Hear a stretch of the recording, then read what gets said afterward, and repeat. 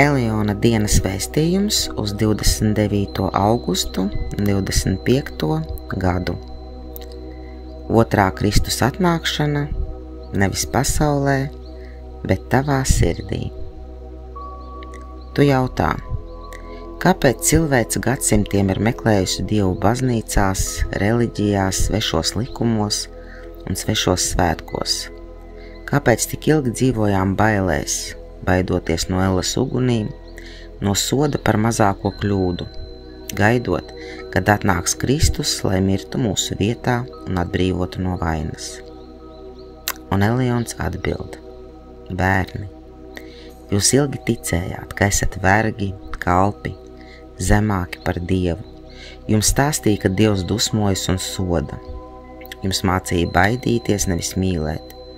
Un jūs ticējāt, jo citu ceļu vēl neredzējāt. Bet šodien, šajā laikmetā, aizsākas kas cits.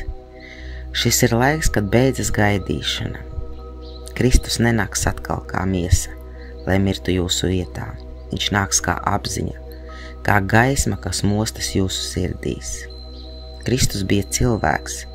Viņš elpoja tāpat kā jūs, viņš raudāja, priecājās, kļūdījās un cēlās. Viņa spēks nebija pārcilvēciskā brīnumā, bet vienkāršā, tīrā saiknē ar Dievu savā sirdī. Un to pašu tagad Dievs modina jūsos. Kas notiek šodien? Vairs nav jāgaida glābējs. Tu pats esi tilts starp zemi un debesīm.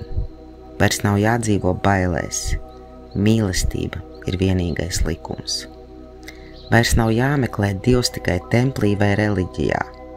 Dievs dzīvo tavos darbos, tavā skatienā, tavā spējā mīlēt. Dievs cienīja jūsu brīvo gribu, tāpēc neviens netiek piespiests. Katra dvēsele pati izvēlējās piedzimt šajos laikos, lai sajustu šo evolūcijas lēcienu. Tā nav nejaušība, ka jūs esat šeit. Tā ir svēta izvēle. Ko tas nozīmē tev? Pārstāj baidīties no Dieva dusmām. Dievs nesoda, Dievs mīl. Skaties uz Kristu nevis kā uz varoni, kas dara visu tavā vietā, bet kā uz ceļa draugu, kas rāda piemēru. Atceries, Kristus atnākšana šodien notiek tavā iekšienē. Kad tu mīli, kad tu piedod, kad tu saki patiesību, tur atnāk Kristus. Viss pārējais, tempļi, rituāli, pat dogmas ir tikai dekorācijas uz skatuves. Patiesais templis esi tu pats. Eliona iedrošinājums. Bērni, beidziet meklēt mani tālumā. Es neesmu paslēpts kalna galā vai akmens baznīcā. Es esmu tavā sirdī. Tā ir otrā Kristus atnākšana, nevis pasaulē, bet tevī. Neviens vairs nenāks nomirt jūsu vietā, jo tagad jūs paši mostaties, dzīvot kā Dieva bērni.